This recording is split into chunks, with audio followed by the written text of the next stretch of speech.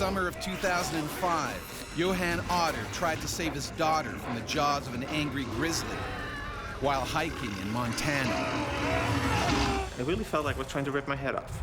And I remember thinking, okay, one more bite and I'm done.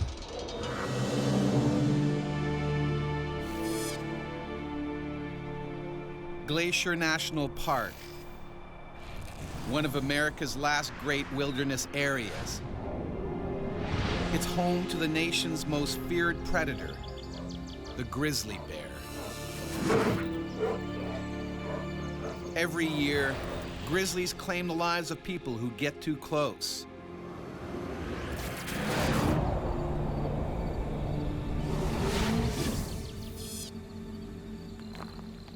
Johan Otter and his daughter Jenna are here for a hiking vacation. This one right here. Right here? Yep. See, I've got to celebrate her graduation. All right. And it's kind of cool that your daughter still wants to go on a senior trip, you know, and with dad to go into the mountains. But today's ambitious hike will test them in more ways than they can possibly imagine.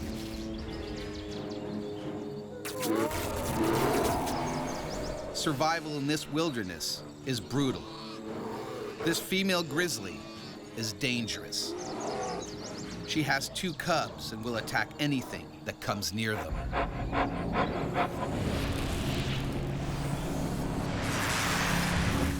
Dr. Barry Gilbert knows just how deadly these bears can be. He himself was badly mauled by a grizzly. Grizzly bears have the smallest young of any of the mammals. They can weigh 2 or 3 pounds when they're young, so they're really vulnerable. This is what has caused the female to evolve into being suicidally aggressive. She lays out her all for those cubs. It's too early for other hikers to be on the trail. I sort of had this underlying nervousness. In the morning and the evening hours are the prime feeding times for animals, so that's when they're going to be out and about a lot more. I gotta take a video of this. This is beautiful. Wow. But Dad, we've got a long way to go. Let's keep going. But Johan and Jenna are seasoned hikers. The precaution I knew when hiking was just to make noise. We knew to not be too quiet, although we didn't know how loud to actually be. We talked continuously during that time, and we made sure we looked around as much as possible. Run to work and then take a shower. So your mom wanted me to have a talk with you about keeping to your studies. They also carry a can of bear spray. This is their only defense against a predator attack. If I don't, We didn't have it on our belt, it was just in the backpack. You know, really thinking that you're not going to be able to have to use that. It's not going to happen to you. They climb higher and further away from human habitation. If anything should happen to them, Johan and Jenna are on their own. Grizzlies normally steer clear of people. They can pick up a scent from over 2 miles away. But the wind is blowing down the mountain, away from the bear. And that would just negate the bear's best warning system, which is its nose, its sense of smell. And that's almost a perfect storm scenario. The grizzly is now on a deadly collision course. A surprised bear is an angry bear, and an angry bear is an aggressive bear and a dangerous bear. so do you honestly think that you're going to be able to keep up with, practice and dance? Look at this. High above the lake, the view is spectacular. Johan and Jenna fall silent, a mistake that could cost their lives.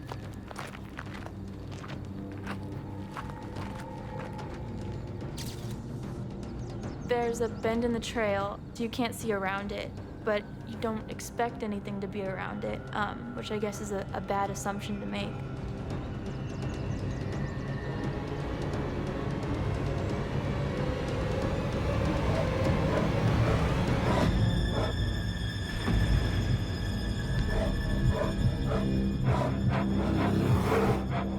front of me is a mother grizzly bear, followed by 2 cubs right behind her. I thought, like, I'm going to die. If you turn and run, you've immediately put a hamburger sign across your back.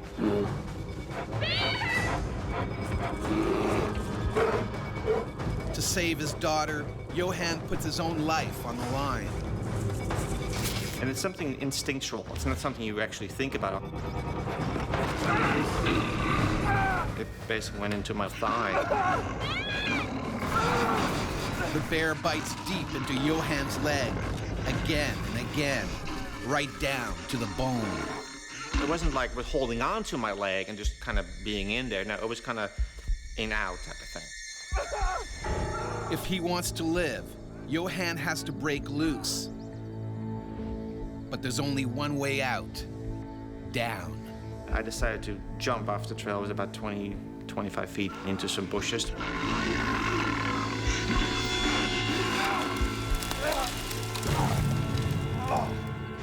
My eye was already bleeding or something like that at that point, so something must have gotten into my face. Because the animal went at me like this, so it must have been one of the claws.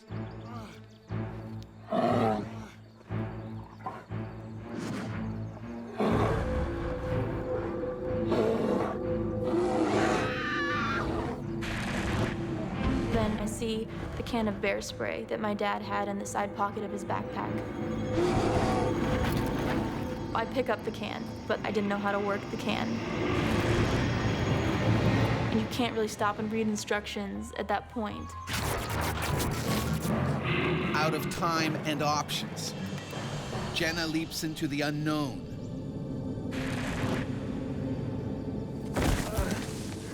Johan has no idea his daughter has jumped. Jenna, down here! And I see the bear cocks its head back again, looks down at me. By being active, she might have interpreted that he was doing a circle around to get at the cubs. Hell-bent on finishing them off, the bear charges down the mountain. Never felt or seen anything as strong and fast in my life. There's one big piece of muscle. It was lifting me up nearly out of the bushes.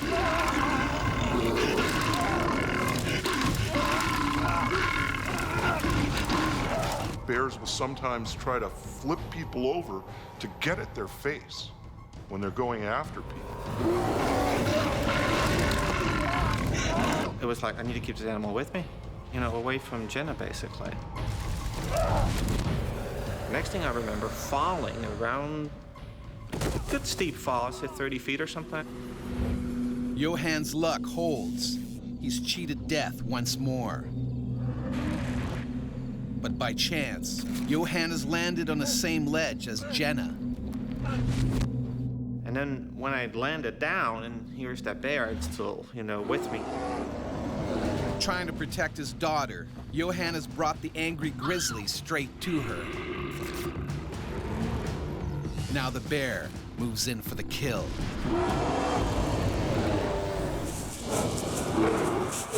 Johan Otter and his daughter Jenna have escaped a savage grizzly by throwing themselves off a mountain.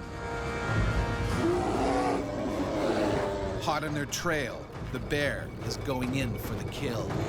The animal just wants to get rid of you, to neutralize you, to make you no threat to her cubs. Jenna tries to hide, but Johan faces the predator head on.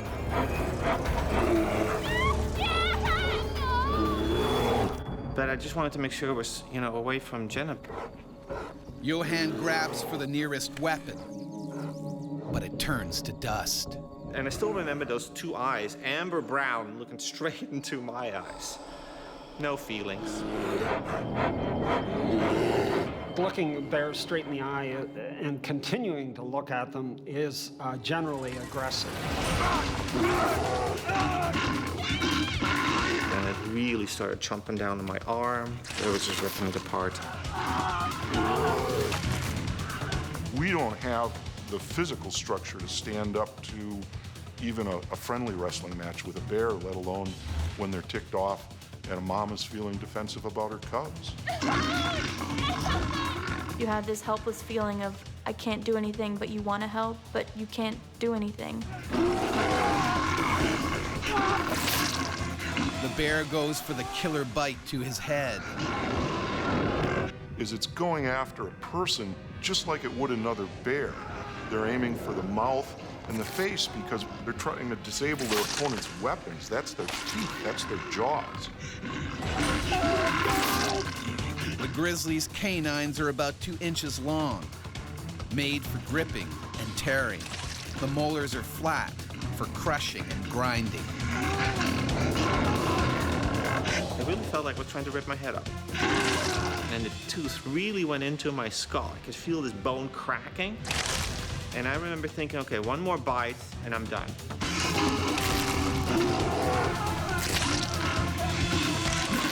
And then I looked down and I'm like, oh, one more fall and I'm dead. But I also knew that if I would stay there, I would be dead. Determined not to die, Johan breaks free and leaps into the void once again.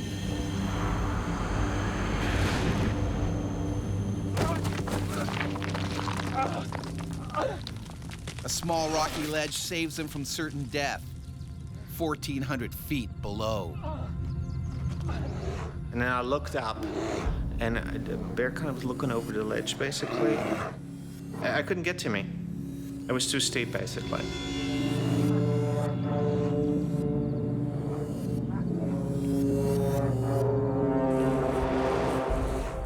But the grizzly isn't done yet. It can still smell human flesh.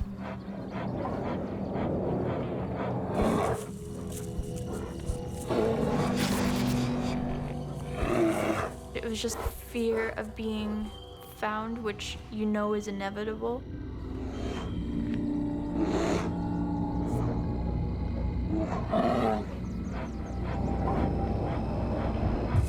I heard the bear breathing, and it's sort of like that stomach churning, like, oh no, kind of feeling.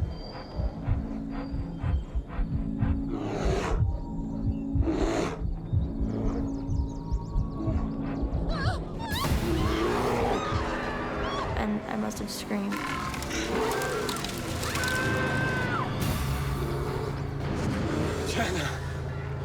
Worst sound in the world. You've tried to keep this animal with you as long as possible to keep it away from your daughter, and still. Jenna is trapped. Its lower jaw was the one that ripped open my mouth, and the upper one was the one that grabbed on my neck. And my whole head was in its mouth. Okay, I'm dead. Get it over with.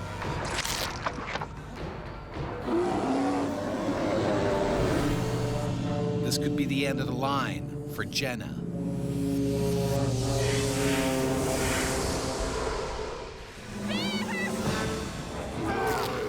Johan Otter has escaped a savage grizzly attack by jumping off a mountain. The bear has now turned on his 18-year-old daughter.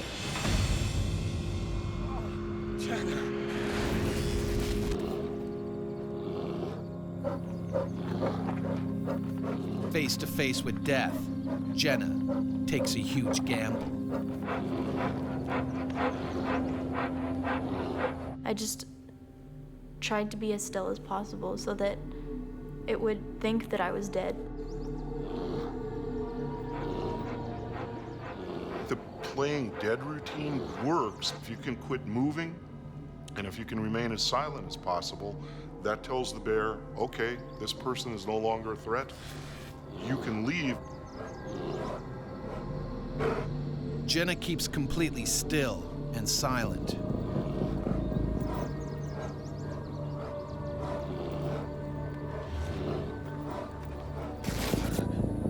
Johan has no idea what is happening.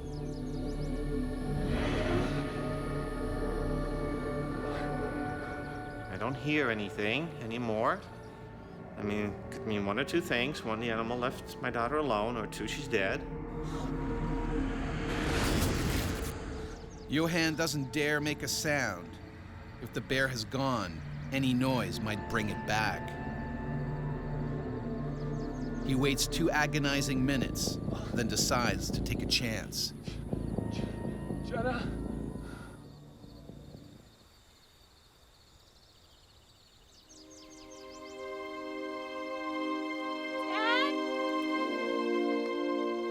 That's probably the best feeling. I'm sorry. It's still get a little emotional. Are you okay? I'm okay. Her voice was very strong, sounded very healthy. Oh, I think I'm banged up pretty bad. And it was going for my head, and then all I feel was just bone, bone, bone, bone. Like, okay, I'm not gonna feel anymore. That's not good.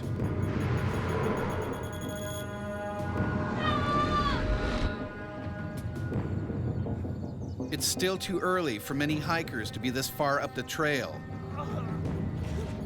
Johan uses his nylon jacket to protect his exposed scalp. He needs urgent medical attention. Adrenaline triggered by the attack is draining away. He is going into shock. I was getting a little woozy. I was just shaking. I was so cold.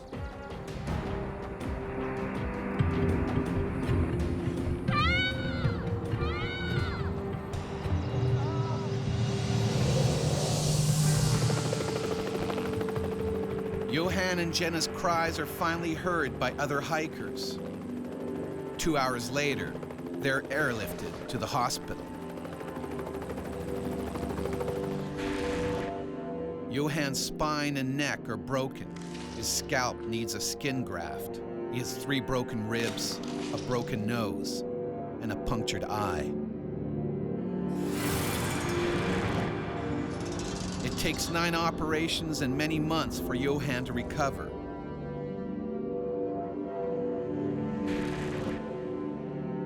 Jenna also requires surgery and begins university wrapped in bandages.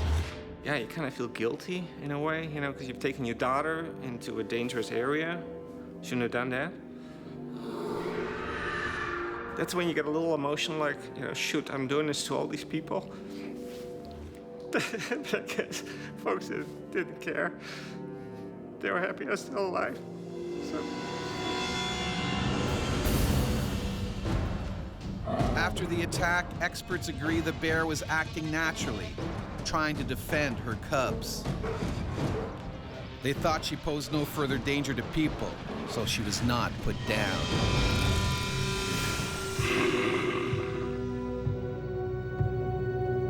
For thousands of years, bears were America's supreme predators. From Alaska to Mexico, they were top of the food chain. Native Americans were in awe of their ferocious temper and huge strength. Some tribes worshiped bears. They wore their skin and claws as symbols of power.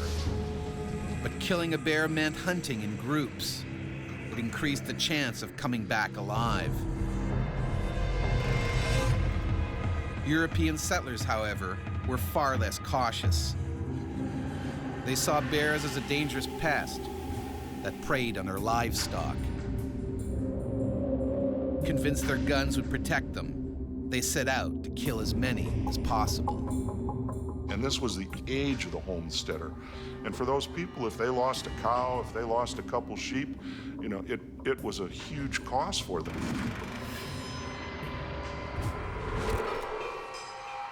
In the mid-1800s, prospectors pushed deeper into bear country, looking for gold.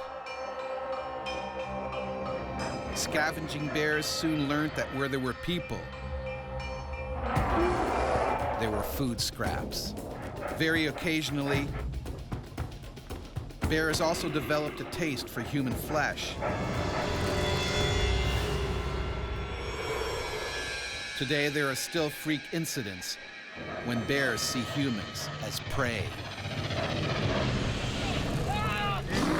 In the summer of 1997, Kelly McConnell's life was shattered when a black bear went on one of North America's most horrific bear rampages. It was just trying to eat me.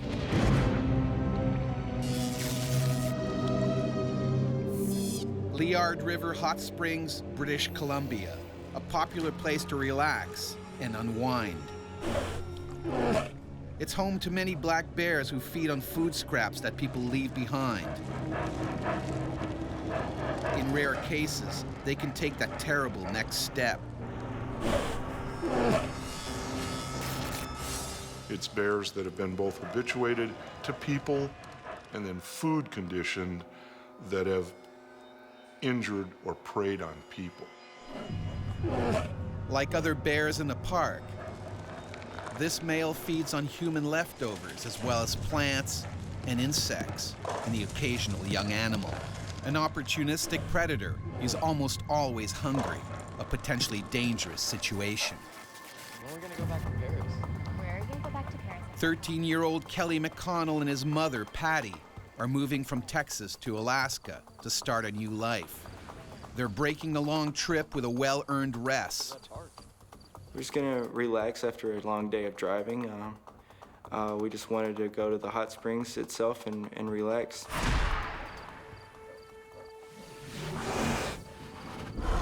Even though they know there are bears in the area, Kelly and his mother decide to explore the park. And I actually did comment at that time, I wish that I could see one. And then my mother corrected me and told me that I did not wish I would see one. But Kelly and his mother have no idea of the danger they're in. It's so rare. Are going to The bear can smell prey, and it's closing in on them. A predaceous attack, by and large, is a slow approach toward you, constant following of you, if you like, waiting for its tactical advantage to come in and get on you.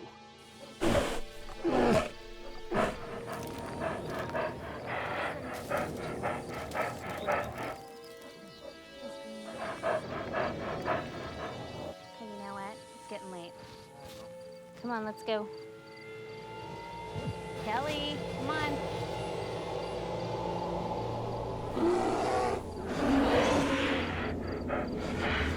Patty and Kelly have walked into a death trap. Frozen with fear, she has no idea what to do. Kelly, All right, Mom. there's a bear. Yeah, right, Mom. I didn't believe what she was saying. She's always fooling around, and I didn't know what to believe. Kelly. Kelly. But it's no joke.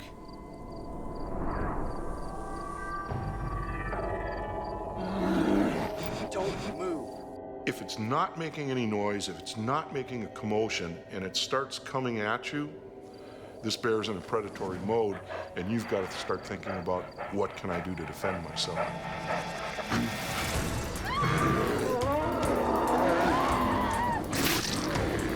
The 400-pound beast viciously attacks Patty. Both she and Kelly are staring death in the face. This bear could rip them apart in seconds.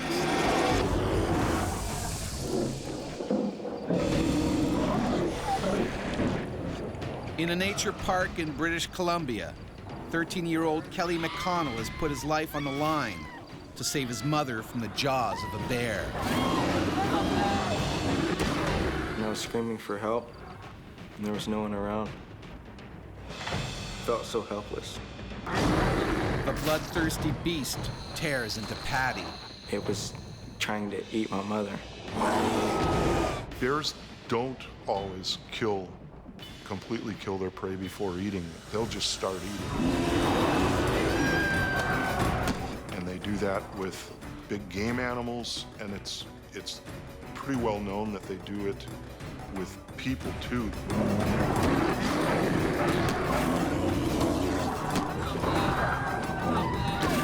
Kelly desperately tries to save his mother. But then, In a heartbeat, the bear turns on him. I can just remember thinking, I hope that I saved my mother's life, but I remember thinking it was all a nightmare. Kelly has become the beast's next meal. The bear locks its powerful jaws around his waist and lifts him off the ground.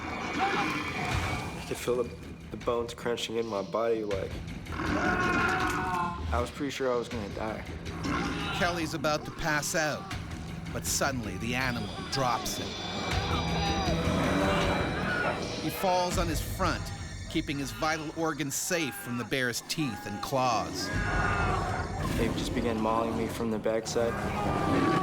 It would just bite into my back and just tear my skin.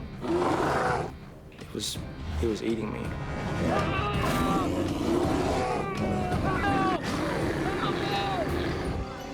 Kelly and his mom are so far from the hot springs, there's a danger no one will hear their screams. But one man does.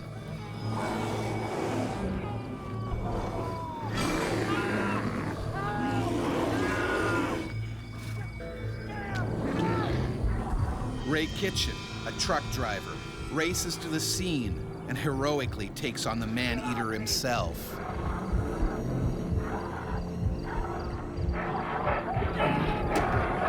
This is an animal that's obsessively hungry, if not starving to death, and it may see other people that interfere as trying to take the carcass away from them. The bear's reaction is explosive.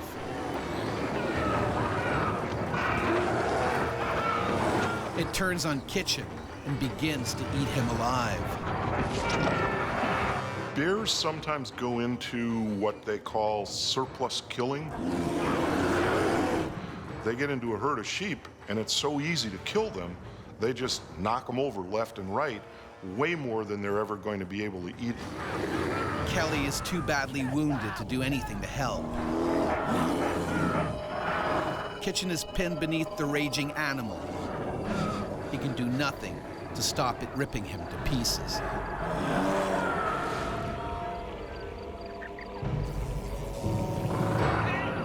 Tony Dowk, a trucker from Alberta, hears Kitchen screaming and comes to help. I couldn't believe what I was seeing. The bear was on Ray Kitchen, mauling him to death. And it stared at me. I was looking at it straight in the eyes. And I hit him dead square in the eyes. And its claws come up and just missed me because I jumped back. Tony is lucky the bear doesn't go after him. Instead, it finally kills Ray Kitchen. I heard Ray scream his last few, or try to scream, the last few thought or sounds that his voice could make.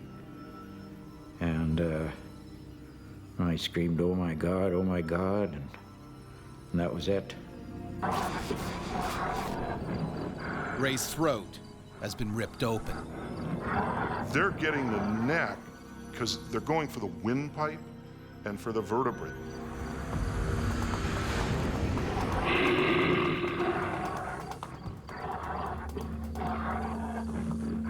Kelly's wounds are so bad, he can't move.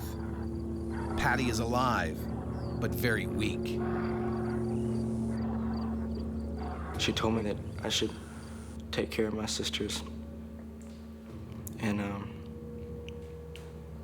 And then she told me she loved me. Patty loses consciousness.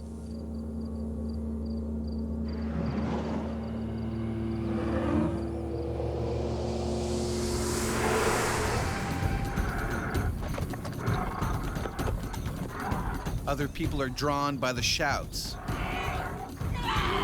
They desperately try to keep the furious bear away from Kelly and his mom. Paramedic Ingrid Bailey joins the frantic rescue effort. Mr. Mr. Kitchen was just flat out on the ground, missing a big chunk of his neck. And at that point, I stopped trying to do anything for Mr. Kitchen and went over and aided the other two folks who had already been attacked. Ingrid does what she can, even though she could be next. You're gonna put pressure on those wounds. The bear is only a few feet away. It could strike at any moment.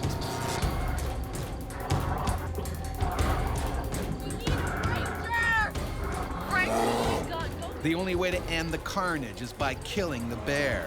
Keep putting pressure on that wound.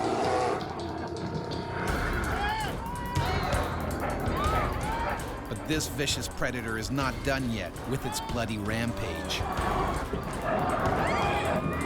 It has the taste for human flesh and wants more.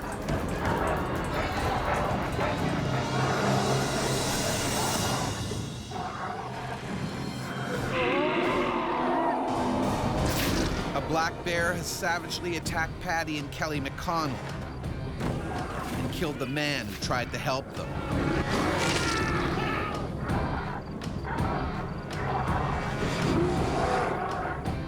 Now the bloodthirsty bear is on the rampage and heading towards the hot springs.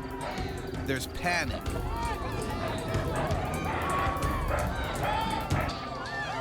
But running bodies trigger the bear's killer instinct. The attraction of moving prey overrides the feeding. They'll feed later. The massacre won't end until someone kills the crazed beast.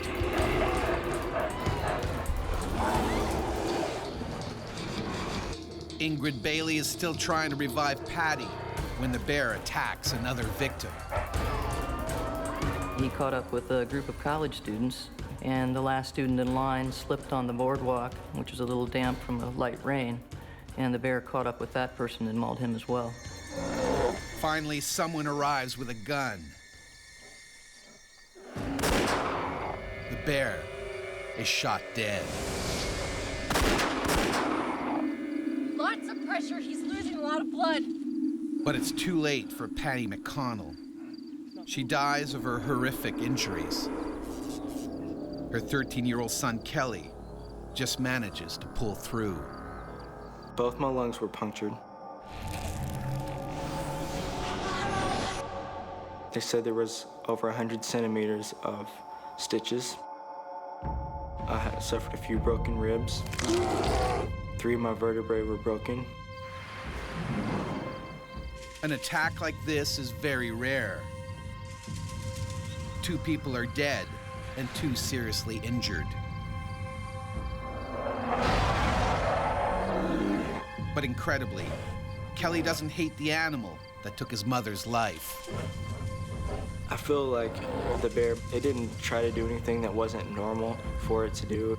I mean, normally bears don't attack people, and then probably had no choice but to attack or else die from starvation itself. The horrific events at Liard Park show just how helpless we are when these predators turn on us. Without a gun, the death toll could have been much higher.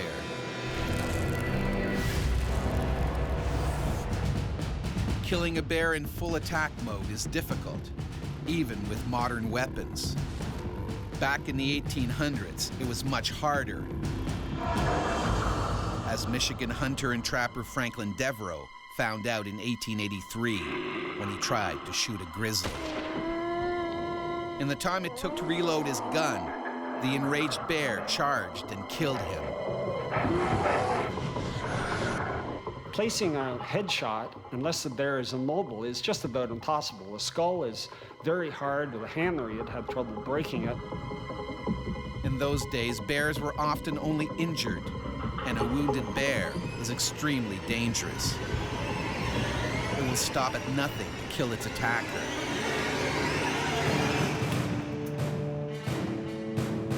The invention of the repeating rifle finally gave man the upper hand.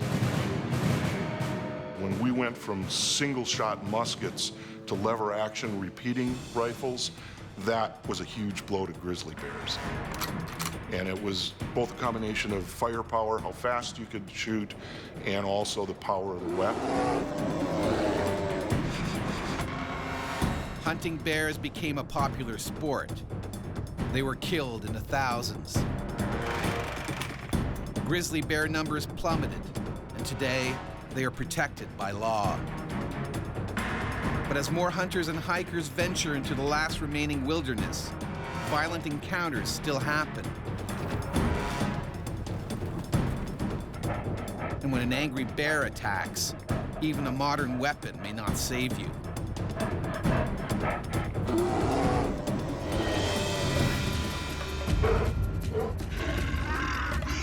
In the summer of 2001, Pastor Johnny McCoy found a gun wasn't enough to protect him from a furious grizzly, determined to see him dead. And she was literally just trying to break my skull.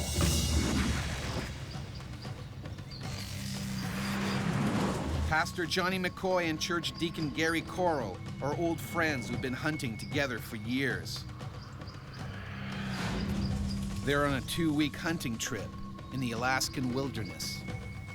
We was going moose hunting to have the meat for the winter, or for the following year. That's what we eat. That's the food for the family. They are well aware of the dangers lurking in the woods.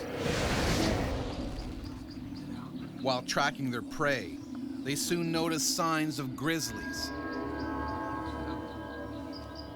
Makes me absolutely nervous walking through the woods, knowing that there are bear there, knowing that we are in their territory. Wait, you blind? This scat belongs to a female grizzly. She has cubs nearby. McCoy and Coral trek further into the bear's territory. Unlike hikers, they make as little noise as possible.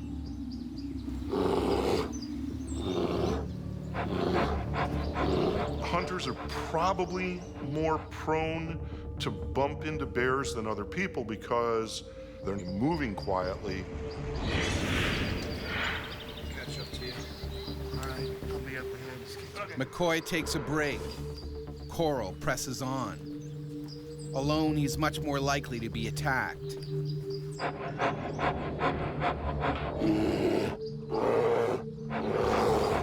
Coral is walking quietly. The grizzly won't see or hear him until it's too late. It was probably just out there with its cubs. All of a sudden, here's these people. So to Ma Grizzly, you see that as a threat. McCoy, meanwhile, hurries to catch up with Coral. Suddenly, something tears out of the trees. It's racing towards Coral. She ran right out within 10 feet in front of me. In my mind, I said, it's a bear. McCoy can't shoot. He could hit Coral. By the time his friend hears a grizzly, it's too late. And as I turned my head and looked around, all I could see was the mouth of a bear, and it was wide open.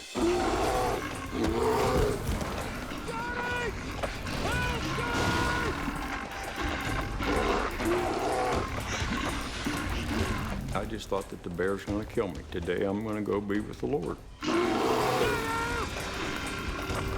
At first, Coral's backpack shields him from the deadly claws. The bear was just trying to get the pack out of the way to get it down.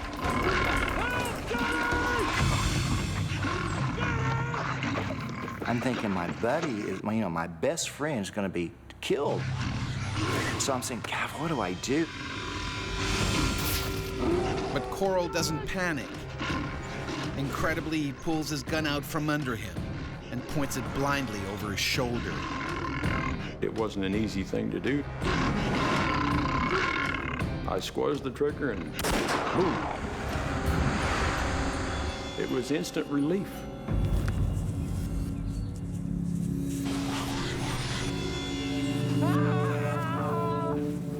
But a second later, Coral hears a terrifying scream.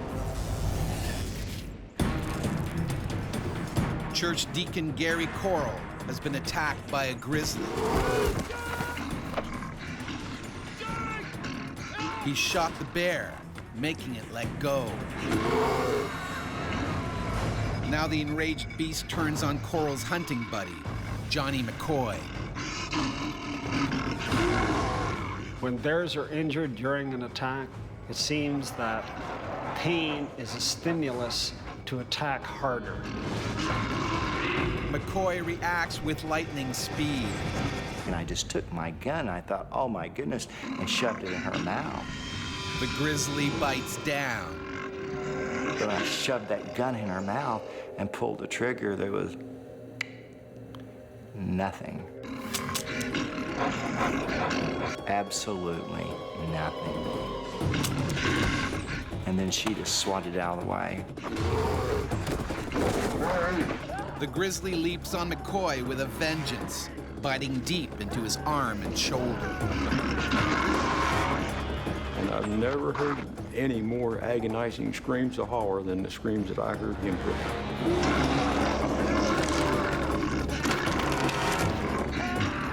And first thing that she did was to bite and break my arms in 9 places. A grizzly's jaws can exert over 750 pounds of force.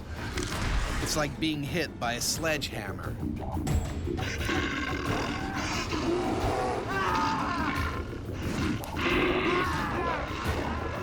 Coral can't shoot in case he hits McCoy. He can only watch as the bear tears his friend apart. I could hear the bones crunching. I could actually hear them breaking. I seemed to even be able to hear the flesh being ripped off of these bones. McCoy can't fight anymore. His arms are badly mauled. The grizzly now lunges for his head, the death blow. And all I could smell was her breath. It was the most awful stench I've ever smelled in my life. And I thought, okay, you know, God, this is it. You know, Lord, I'm ready. This is it. And I just quit. I just quit. McCoy's body goes limp. And the bear turned around and looked at me.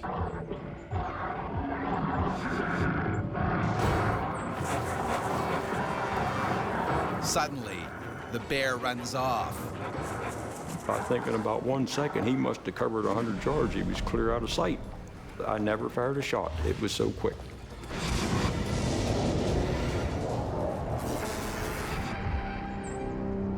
McCoy is in bad shape. I'd already resigned the fact that I was not gonna make it. I could have bled to death. Johnny. Both his arms are badly injured. His scalp is shredded. His ear is torn off. One eye hangs from its socket. Talk to me. Coral must act quickly to save his friend. Well, we had lots of game sacks. So I took the game sacks and put his scalp back on as good as I could and put his eyeball back in his head and stuffed his ear up in there and tied the game sacks on him.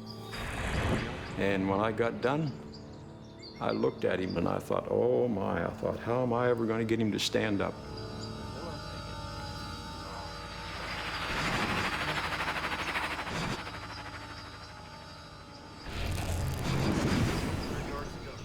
McCoy can't see anything, and they've left their cell phone back at the camp.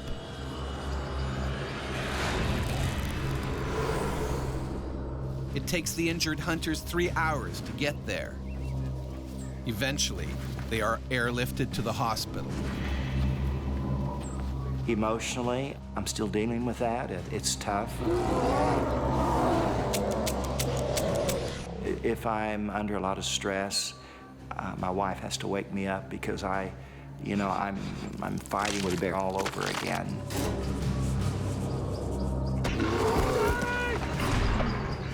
I woke up a few times at night thinking about this bear on my back.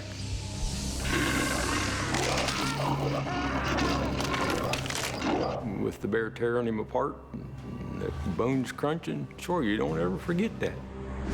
The grizzly bear was later found dead of the single gunshot wound.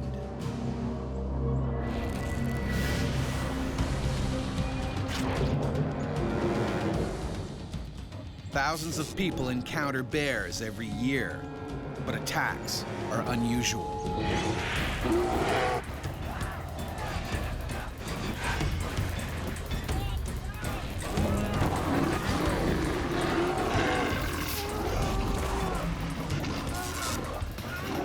It's most likely one of two causes.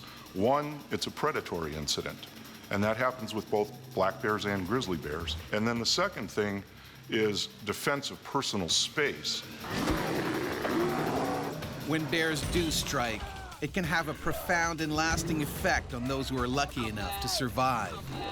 In the blink of an instant, your life can completely be changed without you having any say in what happens. So you should just go out and live every day like it's your last day, because it might be. You just never know. I will never, ever be the same again in a tremendous way. I don't take the wildlife for granted. I don't take grizzly bears for granted anymore.